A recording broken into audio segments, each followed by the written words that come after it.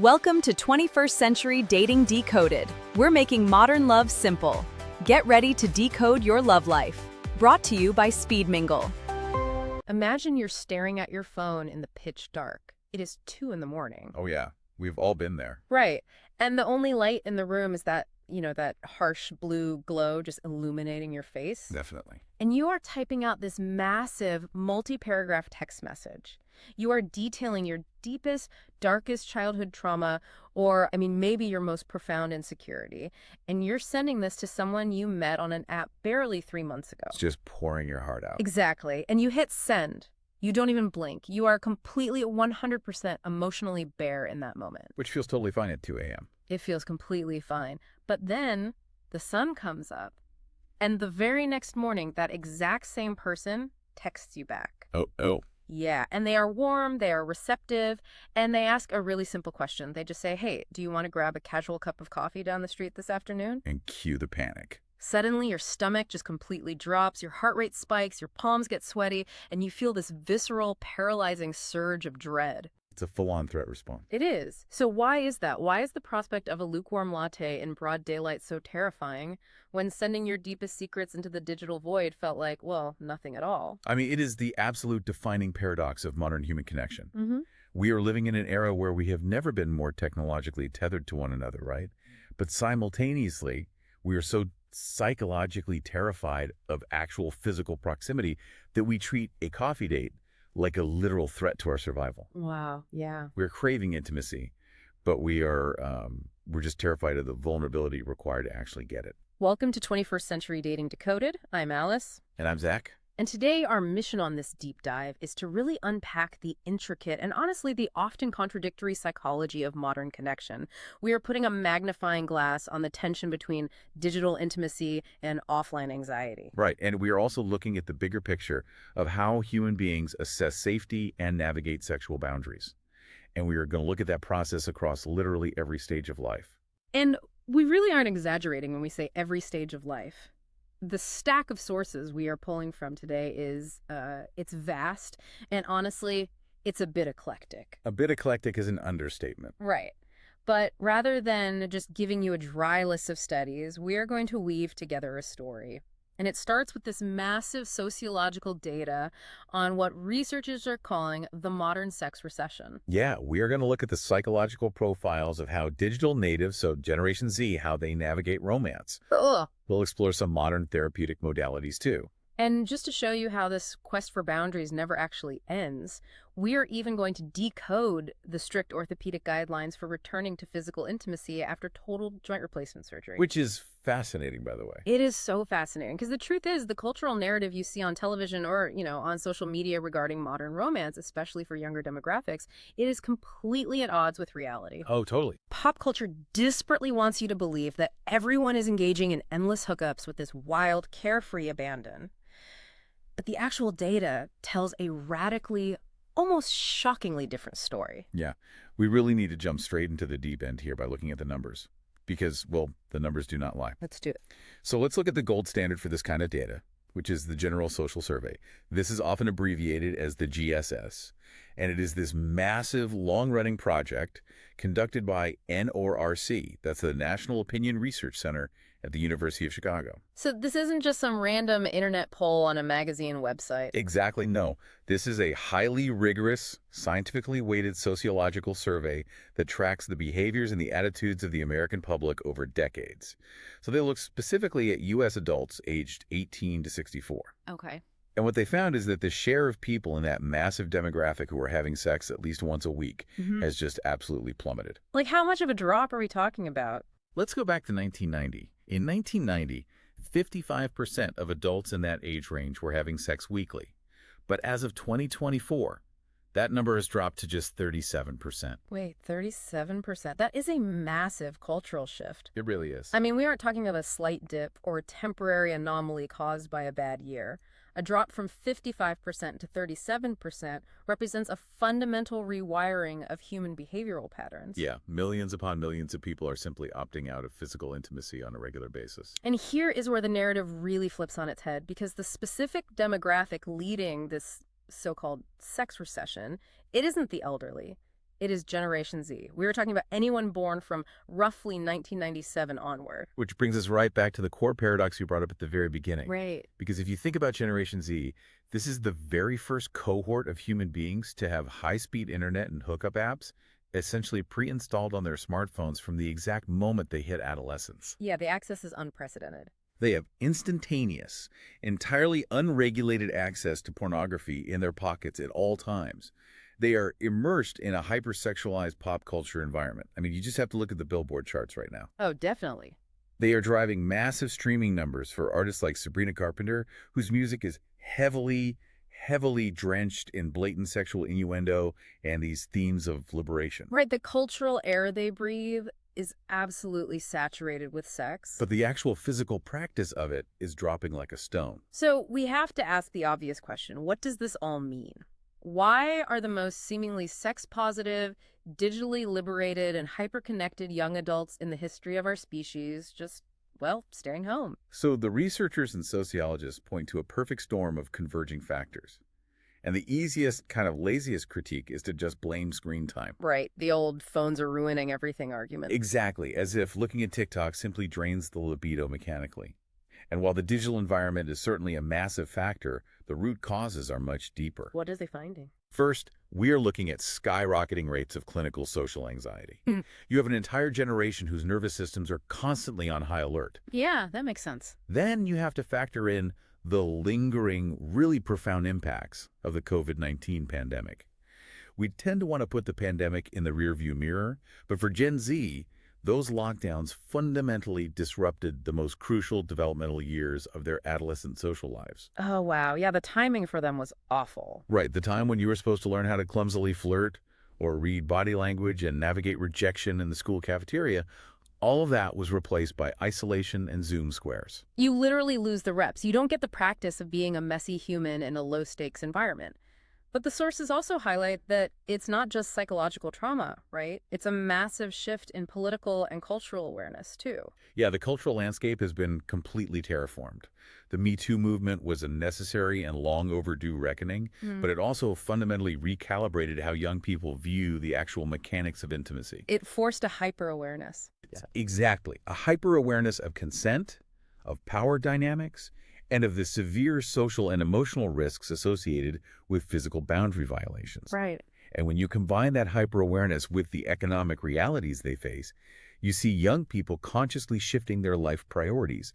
They are pouring their limited energy into career survival, trying to maintain their fragile mental well-being, and, remarkably, a huge portion of them report that they are simply prioritizing sleep over the effort required to go out and pursue a sexual encounter. Prioritizing sleep. And honestly, looking at the state of the world right now, I completely get it. Burnout is just a systemic condition at this point. It goes so far beyond just needing a nap. Yeah, people are exhausted. There's actually a quote in our source material from author Carter Sherman that absolutely stopped me in my tracks when I read it. Sherman points out that we are conditioned to think about sex as this highly private, intimate thing that happens between two people behind a locked bedroom door. But in reality, the terms of our sex lives, the actual context in which intimacy occurs, are being set in public schools, by local school boards, in courtrooms, in state legislatures, in Congress, all the way up to the White House. Wow. It completely contextualizes the underlying anxiety, doesn't it? Looks really good. Intimacy is no longer viewed as just a private biological act or even just a bit of fun. It is heavily weighted with profound cultural, political, legal, and social implications. Reproductive rights are in flux, gender dynamics are fiercely debated, and the social consequences of a misstep are permanent in a digital age. Because there's a record of everything. Exactly. So when you look at dating apps, the promise was that having total access to millions of potential partners would lead to an explosion of intimacy. But human neurobiology just doesn't work that way. Total access hasn't led to more connection, it has led to profound decision paralysis. Right. When the terms of engagement feel overwhelmingly complex and the stakes feel astronomically high, the natural evolutionary human response is to pull back. We retreat into safety. It is like being completely starving. You walk into this massive, opulent, all-you-can-eat buffet. There are 10,000 dishes from every corner of the globe. But as you grab your plate, you suddenly realize you are profoundly terrified of getting food poisoning. Oh, that's a great way to put it. And there is no way to know which dish might be tainted. So you stand there, completely overwhelmed by the sheer volume of options, paralyzed by the fear of making the wrong choice, and you ultimately just put the empty plate down and walk out the door. You have infinite choices, but the perceived risk completely overrides your hunger. And to push that analogy even further, the food poisoning they are terrified of isn't just a bad date. Right. It is the potential for a severe emotional boundary violation. It's the risk of a non-consensual encounter, the threat of public humiliation via a screenshot, or honestly, even just the agonizing discomfort of profound social awkwardness when you don't know the script. So they walk away from the buffet. It is an act of self-preservation. But humans are inherently biologically social creatures. Right. We are wired for connection. I mean, we cannot survive in total isolation. So if they are walking away from the physical buffet, how are they finding sustenance? Well, that brings us to one of the most fascinating concepts in our research today, a psychological phenomenon known as mediated vulnerability. Let's get into this because this is wild. To understand this, let's dive into an anecdote provided in the sources about a young woman named Maya Lin. She's 22 years old, and she serves as the perfect case study for this generational shift. Okay, Maya Lin. Maya is incredibly communicative. She regularly dispatches long voice memos, direct messages on Instagram, and those massive late-night text paragraphs we talked about earlier. The 2 a.m. deep trauma texts. Exactly. She sends these to acquaintances and potential romantic interests with total emotional transparency. She will lay out her deepest insecurities, her fears about the future, her family trauma. But the moment one of those people suggests taking the interaction offline, just a simple, real-world coffee date, Maya reports feeling absolute dread. Because in the digital space, Maya is the director of the movie. She has total, unyielding control over the environment. That is the exact mechanism at play here. Yeah. Clinical cyberpsychologists refer to this behavior as mediated vulnerability. Mediated vulnerability. Yeah, it is the practice of using text-based, asynchronous communication to provide a crucial layer of psychological insulation between yourself and the other person. And that word, asynchronous, is the key to everything. Meaning it's not happening live. Right. It means the communication does not happen in real time. You do not have to reply the second you receive a message.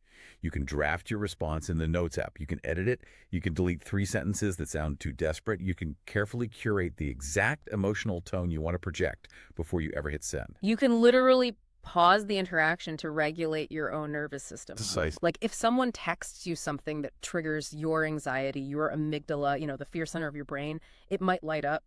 But because you have a screen in front of you, you can put the phone down, walk away, take deep breaths, let your prefrontal cortex come back online, and then craft a calm response. Yeah. You absolutely cannot do that sitting across a table at a coffee shop. If someone triggers you in person, you have to react in real time with all your messy micro-expressions on full display. Exactly. And that real-time processing is terrifying if you haven't built up the tolerance for it. Mm-hmm. For older generations, so millennials, Generation X, baby boomers, digital communication platforms like early cell phones, AOL Instant Messenger, or even early dating sites were viewed primarily as transactional utility tools. Like, meet me at the mall at 6. Right. You use the technology to figure out the logistics of where and when to meet up in real life because everyone universally understood that the actual bonding, the real chemistry test, had to happen face-to-face. But for digital natives, that foundational script has been entirely inverted. The virtual environment is no longer the waiting room. It is the primary arena for foundational emotional bonding. It's like they are building the entire emotional foundation of a house. Putting up the walls, installing the plumbing, all completely in the cloud before they ever even look for a physical plot of land to build it on. That's a great way to look at it. And the cyberpsychology research in our sources backs this up beautifully. The researchers discuss this concept of intimacy bridges. The data shows that Gen Z isn't trying to replace face-to-face intimacy entirely like some dystopian sci-fi movie. Instead, they are using their screens as a pathway, a literal bridge, to safely cross the chasm of their own social anxiety. And the research published in the journal Cyberpsychology, Behavior, and Social Networking offers a really nuanced view of this. They found that Gen Z couples who learn how to successfully integrate their digital intimacy with their in-person intimacy actually report incredibly high relationship satisfaction. Wait, really? So it actually works? It does. They don't just put the phones away when they're together. They maintain that intimacy bridge. They might curate a collaborative social media presence or use specific apps designed for emotional check-ins, allowing them to communicate difficult feelings through the safety of the screen, even while sitting on the same couch. But the mechanisms of how they disclose information are so radically different depending on the medium they are using. Oh, entirely. We have this fascinating study from Press, that's Science and Technology Publications, and they looked specifically at sexual self-disclosure. They wanted to know how people reveal their most intimate desires and boundaries, comparing the offline world to the online world. What did they find? Well, in the offline physical world, the researchers found that disclosure is heavily measured by a person's willingness to verbally discuss sexual topics. It's the classic negotiation, sitting down and actually vocalizing your likes, your dislikes, your fears, and your boundaries to your partner. Right. It requires looking someone in the eye and using your physical voice to navigate the vulnerability.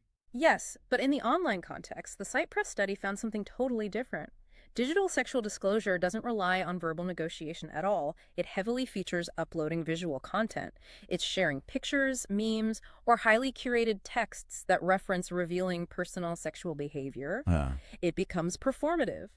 It is visual evidence of sexuality put out there for a very specific, curated audience, like a close friend's story on Instagram. Which beautifully highlights how the architecture of the digital environment changes the very definition of what it means to be open.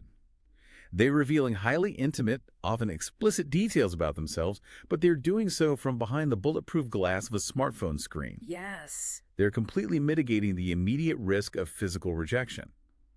If someone doesn't like the photo or reply to the story, it hurts, but it's not the same as being verbally rejected while standing naked in front of someone. What they are deeply terrified of is a phenomenon researchers call the offline mismatch. The offline mismatch, meaning the fear that the profound connection they feel digitally is just a mirage. Precisely. They have spent months building this intense intimacy pledge, but there is always a lingering terror that the person they've bonded with via text will not translate into a safe, comfortable, or attractive physical reality. They fear the chemistry won't exist, or worse, that the physical presence of the person will feel threatening. Okay, I have to push back on this entire framework, though. Okay, go for it. As we talk about myelin and these carefully drafted texts, I keep asking myself, is this actually vulnerability at all? Or is it just a highly sophisticated, curated performance of vulnerability? That's the big question. Doesn't the barrier of the screen make it dangerously easy to completely fake emotional depth? Think about it. If I have 20 minutes to sit on my couch and draft the absolute perfect, most empathetic, culturally aware text message response to someone's trauma, I am not really showing you who I am in the messy reality of the moment. I'm showing you my PR representative. I'm showing you the person I wish I was. I completely understand why you would look at it that way, and it is a major point of debate among psychologists right now. It is undeniably a curated performance to a certain degree. Yeah. You are filtering out your immediate, perhaps less empathetic, knee-jerk reactions. Right. But I would argue against the idea that it's entirely fake or invalid. We have to look at the neurobiology of the person on the receiving end. Okay, what happens there? To the user receiving that perfectly crafted message, the feelings elicited are incredibly real. The subjective experience of feeling seen, validated, and understood triggers the exact same neurochemical reward, so the release of oxytocin and dopamine, as an in-person conversation would. So while you might be communicating with a PR representative, the bonding that occurs in the brain is genuine. But doesn't that just set everyone up for a massive fall? How so? Because eventually the PR representative has to clock out. If you build a relationship entirely on the premise that I will always respond with perfectly calibrated empathy, what happens when we are finally at that coffee shop? You say something triggering, and I react with immediate, unfiltered frustration because I didn't have 20 minutes to draft my response. Yeah. The friction between the digital avatar and the real human seems like it would just shatter the whole illusion. That is the exact friction causing the offline anxiety. You've hit the nail on the head. The foundation they have built is emotionally potent, but incredibly fragile under the weight of real-world spontaneity. Right. And because this foundational bonding happens entirely in this asynchronous controlled environment behind a screen, the actual milestones of a relationship look completely unrecognizable compared to the cultural scripts of 20 or 30 years ago. The old map of, meet, date, go steady, get engaged, it's burned. Which naturally leads us into the murky, highly confusing, and culturally ubiquitous waters of the talking stage and the modern situationship. Oh boy, yes it does. Let's attempt to map this new territory.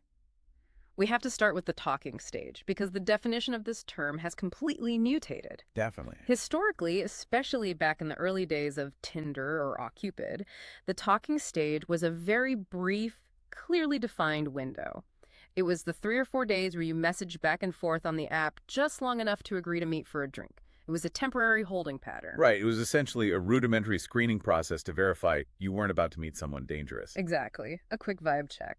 But Generation Z has expanded the definition of the talking stage to cover a massive, indefinite expanse of time. We have data in our sources from a breakdown by the dating app field, and they note that the talking stage now covers the entire psychological period, from the very first message sent all the way to the official defining of the relationship, the dreaded DTR conversation. The DTR, yes. And the wild part is the talking stage can go on for 6 months. Half a year. Half a year of intense emotional and often sexual communication without ever attaching a label to it. And very often, this extended talking stage doesn't lead to a traditional relationship at all. It morphs into its final static form, the situationship. The situationship. If historians look back at the romance of the 2020s, this will be the defining term. Absolutely. Let's explicitly define it for anyone lucky enough to have avoided one. A situationship is an ongoing romantic, emotional, and often physical engagement between two people that deliberately and stubbornly eschews explicit labels and long-term commitments.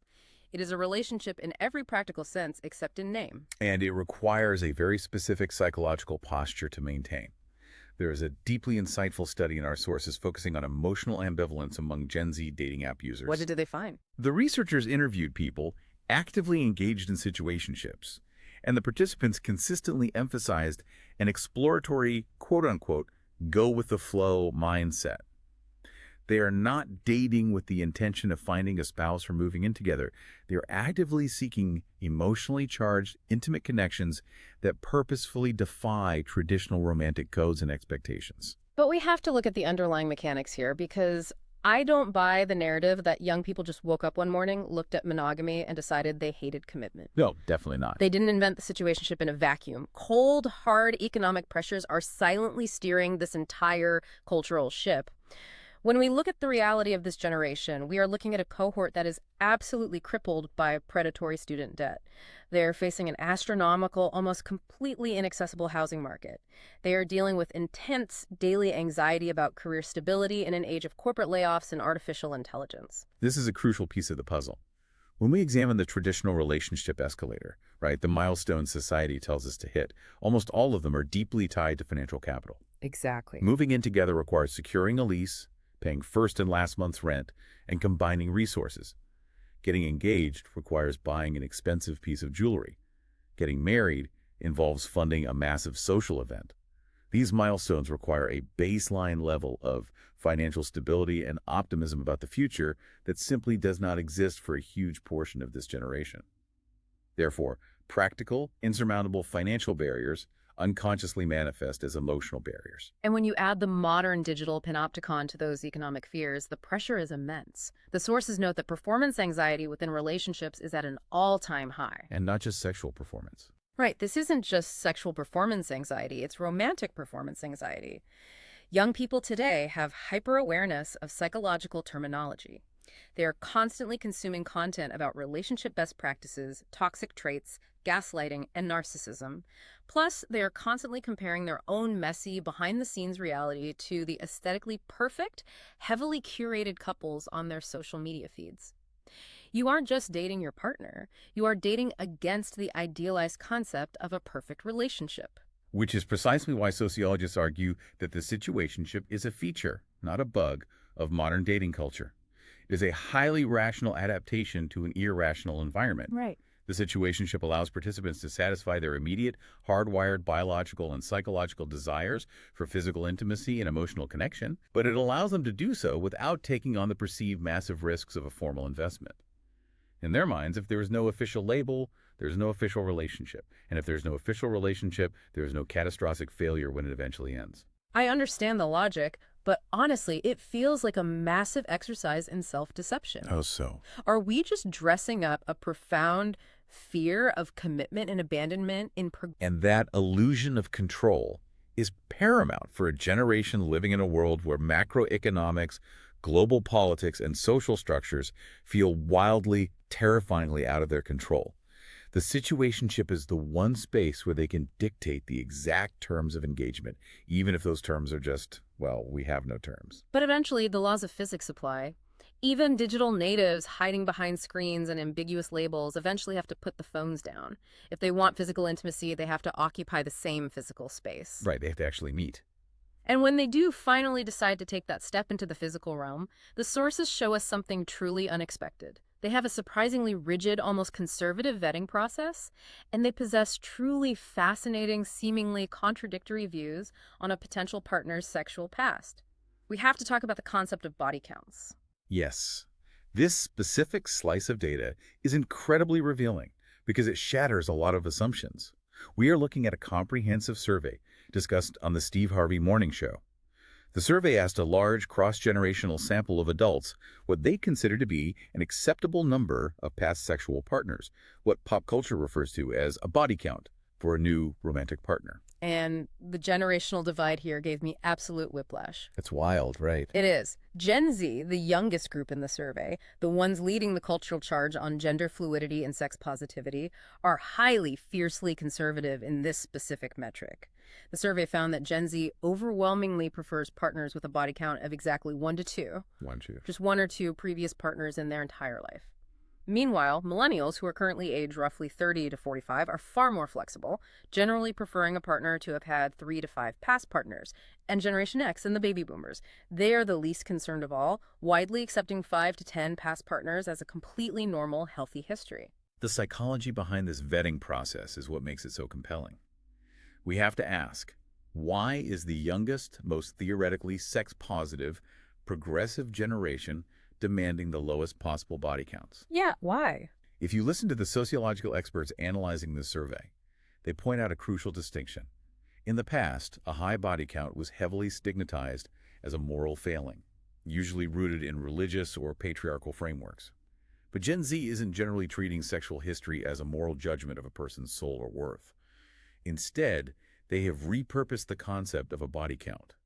They're utilizing it purely as a risk assessment metric in a high-anxiety world. Because their primary mode of operation is staying home and carefully, painstakingly vetting their options through digital intimacy bridges, they are already delaying the physical aspects of a relationship. They wait until emotional trust is explicitly established over text. Correct. And when they finally cross that bridge, they want absolute assurance that the person on the other side approaches physical intimacy with the exact same level of caution, gravity, and neurotic risk assessment that they do.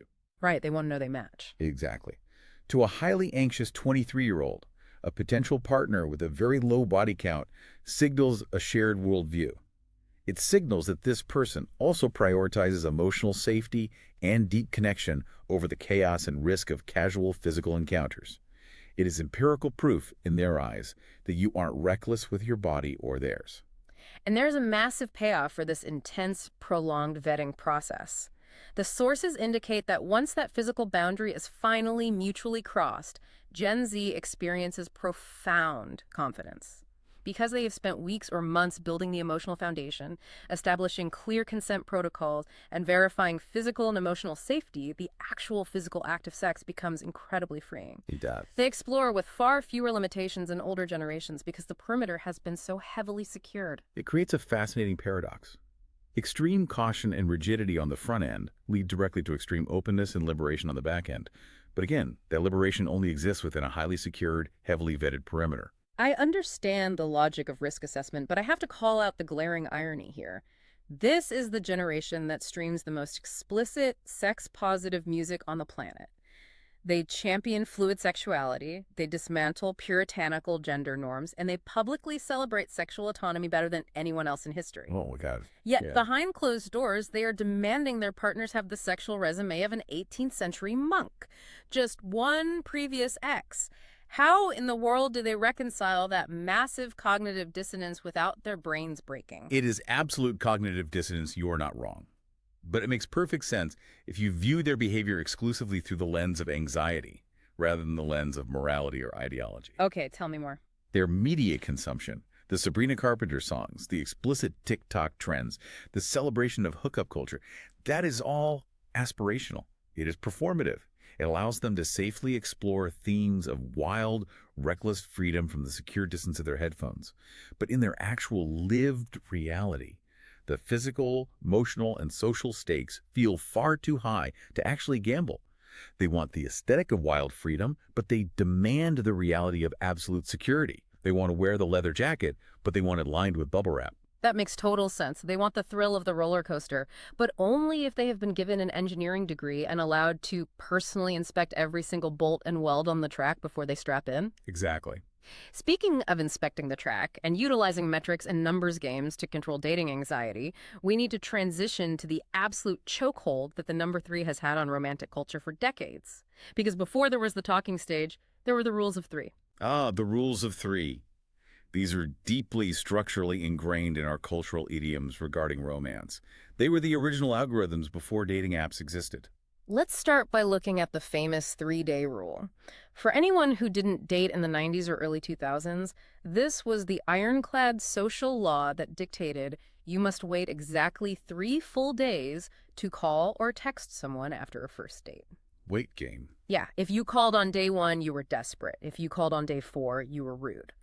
We looked at a source from a massive Reddit thread on the TIFU, the Today I Effed Up subreddit, where someone tried to deploy this old rule, and the consensus from the modern internet was absolutely brutal. What did they say? The 3-day rule is completely, utterly dead and buried. The commenters did not hold back. They aggressively called it out. One user called it bullshit for foot shooters, and multiple people accurately pointed out that it is a bizarre relic of the 1990s Seinfeld era, back when people had to wait by a landline answering machine. Which is exactly what it is. The modern rule, according to the overwhelming cultural consensus today, is incredibly straightforward. You text the person when you get home or the next morning, and you simply say you had a nice time, period. That's it. We are all walking around with supercomputers in our pockets, constantly connected. We know you saw the message. So deliberately playing games with time and withholding communication doesn't make you look mysterious anymore. It just reads as disinterest, emotional immaturity, or blatant manipulation. But while the 3-day rule for texting has been violently rejected, the other famous metric, the 3-date rule, has survived. However, it hasn't just survived, it has mutated into something entirely new. The physical one. Yes, this is the unwritten cultural rule dictating that you withhold physical intimacy until at least the 3rd date. To understand how it's being used today, we pulled from a fantastic article in the publication Maud, featuring insights from clinical psychologist Dr. Betsy Chung. To really appreciate the mutation, we have to establish the historical context. If you look at dating guides, literature, and magazine advice columns from the late 1980s and early 90s, they push the 3-day rule primarily to protect a woman's virtue. It was deeply rooted in patriarchal canon and double standards. Yeah. The driving fear was that if a woman slept with a man too soon on date 1 or 2, the man would categorize her as easy, lose all respect for her, and abandon the pursuit. It was about managing the male gaze. And then, of course, the rule was globally popularized and codified by shows like Sex and the City as a sort of universal dating commandment for modern women. But what is so fascinating is how the underlying psychological intent behind the rule has completely shifted over the last 2 decades. In 2024, when people invoke the 3-date rule, it is no longer about protecting virtue, and it's certainly not about worrying if a partner thinks you're easy. It has been entirely repurposed as an emotional regulation tool. Dr. Betsy Chung refers to the goal of this modern rule as achieving stomachable vulnerability. Stomachable vulnerability. That is such a visceral, incredibly accurate phrase. It perfectly captures the nausea of modern dating. It really does. Using the 3-date rule today is a deliberate self-preservation tactic in a dating culture that often feels highly disposable. People are actively using the chronological span of 3 separate dates to force a baseline of comfort. They need to see sustained interest and consistent behavior across multiple environments before they feel safe enough to expose themselves physically. It is no longer about manipulating the other person's perception of your morality. It is entirely about giving your own nervous system enough time and repeated exposure to downregulate the threat response. It makes sense when you look at the sheer exhaustion people are feeling. People are just so deeply fatigued by having to invent their own boundaries from scratch, out of thin air, every single time they match with a stranger on an app. It is overwhelming decision fatigue. So instead of reinventing the wheel every Friday night, they are reaching into the cultural attic, dusting off this familiar, prepackaged 90s template, but applying it for entirely different trauma-informed psychological reasons. It provides a desperately needed structural timeline in an otherwise chaotic, boundaryless, and profoundly ambiguous dating landscape. It's a scaffolding they can lean on. But I have to challenge this logic. What's the issue? Isn't standardizing emotional vulnerability to a quota of exactly 3 dates completely arbitrary and kind of absurd? It is like a baker deciding that every single cake, whether it's a dense pound cake, a delicate sponge, or a massive wedding tier, must be baked at exactly 350 degrees for exactly 20 minutes, regardless of the recipe or the ingredients. Oh, I see what you mean. Human connection is alchemy, not a factory assembly line. What if my personal baseline of comfort requires 3 months of dating before I feel physically safe? Or, conversely, what if we meet, we have an instant, profound connection, we talk for 6 straight hours on the first date, and I feel entirely safe and regulated?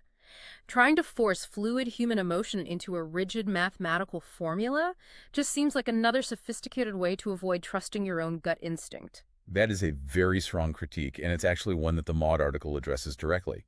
From a clinical perspective, there is absolutely no hard and fast empirical data suggesting that the ultimate longevity or health of a relationship hinges on the specific date number that sex occurred. Right. In fact, many sex therapists argue that relying too heavily on an arbitrary rule can actually become a sex-negative practice. It can prevent people from indulging in their honest, healthy inclinations and desires because they are trying to adhere to a script. You are right, it is a psychological crutch. Yeah. But we also have to have empathy for the reality of the situation. Why is that? For people who are actively drowning in dating anxiety, who have been repeatedly hurt, and who do not trust their own gut instincts anymore, a crutch is sometimes exactly what they need to keep moving forward without completely collapsing. Okay, that is a fair defense. We have spent this entire deep dive so far talking about emotional guardrails. We've analyzed digital boundaries, the safety of text message intimacy, economic pressures, and temporal rules like the 3-date holding pattern. We have essentially been living entirely inside the human brain.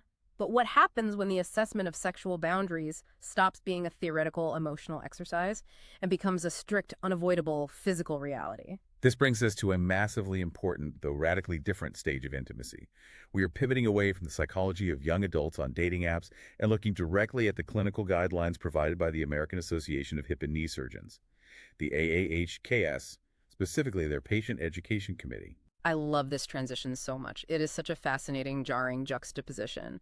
We go from 20-somethings agonizing over whether they should use a heart emoji in a text message to older adults having to navigate the literal biomechanical return to sexual activity following a major orthopedic surgery, like a total hip or knee replacement. And we are highlighting this specifically because it proves that the process of boundary assessment never actually stops. It doesn't disappear when you get married or turn 50. It simply changes form. Right. Let's look at the pre-surgery reality for these patients because it paints a picture of profound vulnerability. According to the data collected by the AAHKS, 75% of people suffering from severe hip arthritis report that their sexual activity is either significantly interrupted or stopped altogether. The joint pain, the stiffness, and the physical deformity simply make intimacy impossible. 75%. That is a massive, often invisible impact on a person's quality of life and the intimate fabric of a long-term relationship. And the clinical data notes that hip arthritis actually limits sexual function even more severely than knee arthritis because of the core mechanics involved. Exactly. So these patients are suffering, and they eventually opt to go in for a total joint replacement. And medically speaking, this is one of the most successful, life-altering elective surgeries performed today. But the recovery process introduces incredibly strict, entirely new physical boundaries into the relationship. What's the timeline like? Generally speaking, the medical guidelines state that patients can safely resume intercourse 1 to 3 months after the surgery, depending on how quickly the surrounding soft tissues heal and stabilize. But the key here is that they cannot just go back to their pre-arthritis normal immediately. There are very specific, non-negotiable physical boundaries they have to learn, and more importantly, they have to explicitly communicate to their partner. Because a hip dislocation is not just a minor setback, it is a severe, agonizing medical emergency that requires an immediate return to the hospital. Yep. And according to the stats, dislocation happens to about 1 to 2% of hip replacement patients, and certain physical positions significantly increase that risk. The precision of the communication required here is what is so fascinating. The surgical guidelines aren't vague. Based on complex motion capture studies published in the Journal of Arthroplasty, orthopedic surgeons explicitly recommend avoiding any positions that cause extreme flexing, internal rotation, or adduction of the hip joint. Because of the implants. Right. The biomechanical danger is that extreme flexing can cause the new artificial implants to lever against the pelvis and physically pop out of the socket. The guidelines are incredibly specific about the physical architecture of intimacy. The journal advises patients to strictly avoid kneeling with the partner behind. They must avoid kneeling on top of their partner, and they have to avoid side-lying face-to-face positions, which naturally cause the hip to flex past the safe 90-degree angle. As a general baseline rule for safety, the partner who has the new hip replacement should be positioned on the bottom with their legs slightly apart to prevent that extreme hip flexion. And when we look at knee replacements, the physical reality is different, but it still demands strict boundary setting and vocal communication. The data shows that 84% of knee replacement patients are sexually active post-surgery. However, a major concern for them is the ability to bear weight on the knee or kneel. Do they get that back? The studies reveal that post-surgery, patients usually only see mild to moderate gains in the ability to comfortably kneel during intercourse, and the gradual improvements in range of motion can take up to a full year of rehabilitation. Looking at the overall outcomes for joint replacements, you have 60% of patients reporting no major change in their overall sexual activity post-surgery. You have 16% who stop entirely out of fear or lingering pain, and only 15% reporting that they are having more sex now that the arthritic pain is gone. Right. But out of all the data in this section, here is the absolute most shocking, infuriating part to me. A massive, widespread survey of patients showed that orthopedic surgeons rarely, and in many cases never, discuss sexual activity with their patients after a joint replacement. It is a staggering oversight, especially when the same surveys show that the vast majority of patients are deeply, profoundly concerned about exactly this issue. They want to know when it's safe, but they are too afraid to ask. It is the ultimate systemic communication failure. The medical establishment, highly trained surgeons, are apparently too socially embarrassed to initiate a clinical conversation about basic human intimacy. And as a result, they are leaving vulnerable patients to go home and navigate these terrifying, potentially dangerous physical boundaries completely alone, guessing in the dark. Which brings our entire discussion perfectly into the realm of structured therapeutic support. Because whether the medical establishment wants to admit it or not, people need help. We look at the overview of therapeutic modalities, highlighted by the Center for Growth in our sources. Yeah, let's go over those. They break down an incredible array of therapies designed specifically to help people navigate these exact kinds of chasms. You have sex therapy, which deals with the physiological and psychological hurdles of intimacy.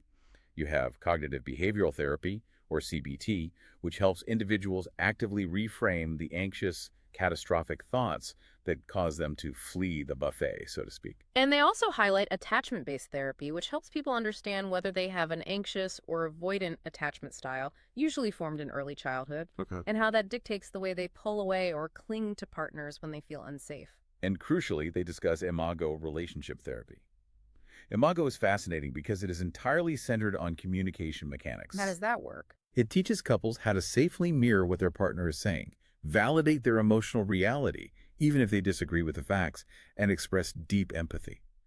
The premise of Imago is that we often project our unresolved childhood wounds onto our partners.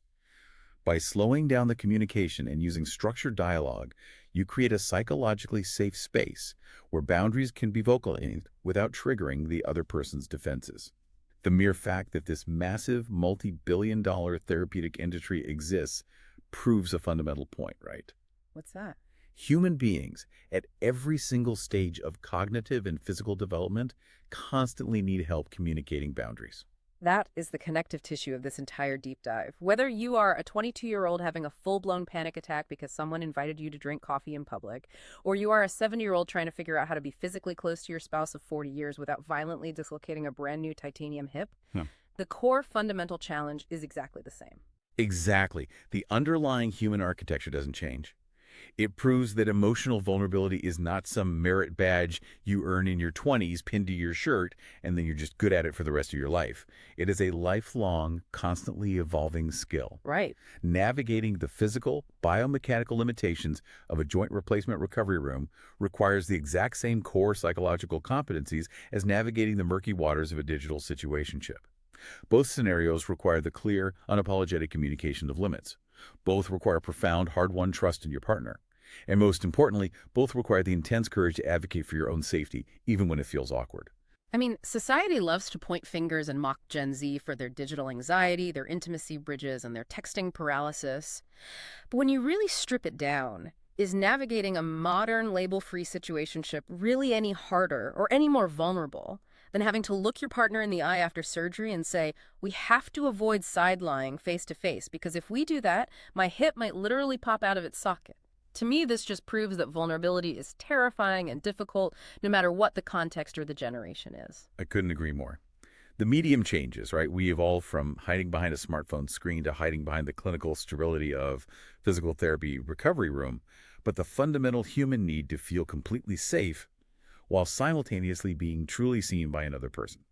That remains exactly the same. It is the driving force of our behavior. So let's take a step back and synthesize everything we've unpacked on this journey today. Whether you are currently using a smartphone as an asynchronous intimacy bridge to safely cross a massive chasm of social anxiety, or you are sitting at home agonizing over whether the outdated 3-date rule applies to your current undefined situationship, or you are carefully protecting the structural integrity of a brand new knee joint, the lesson is clear. Intimacy is never a static achievement. Exactly. It is a verb. It is the ongoing, messy, lifelong practice of assessing your own needs, vocalizing your boundaries, and respecting the boundaries of the person across from you. It requires constant daily calibration. And as we look at the rapid trajectory of how human beings choose to connect, it leaves us with a truly profound, slightly unsettling question about the future. We talked about Gen Z using screens as intimacy bridges. But as our digital environments become increasingly immersive, as virtual reality becomes ubiquitous and conversational AI becomes indistinguishable from human empathy, are we accelerating toward a future where our digital avatars handle the entirety of the dating stage and the vulnerability vetting process? Oh, wow, that's intense. Will we reach a point where our physical bodies only ever meet in the real world for the final, ultimate commitment, long after the digital avatars have ensured it's a zero-risk scenario? That is a wild, slightly dystopian thought to leave on. A world where the intimacy bridge just expands and replaces the real world entirely, right up until the very last step. But until the VR avatars completely take over our romantic lives, we still have to figure out how to connect right now in the physical, messy, real world. Very good. And if you are listening to this and looking for a way to step out of that digital anxiety and actually practice these skills in real life, you should definitely check out the Speed Mingles concepts. It is a fantastic, structured way to break through the screen barrier in a low-stakes, real-world environment. We highly encourage you to subscribe and keep listening to 21st Century Dating Decoded for more deep dives into the science of connection. And challenge yourself this week. See if you can attend a Speed Mingle event in your area. And if there isn't one nearby, don't just stay home. Contact Speed Mingle to become a host yourself, or turn your business into an event venue. Take the leap, get offline, get vulnerable, and get mingling. Catch you on the next deep dive. Welcome to Speed Mingle. Where making real connections happens in Stream, seconds. swipe, socialize. Your ultimate connection network. Jump in now. Thanks for tuning in to the Speed Mingle Network.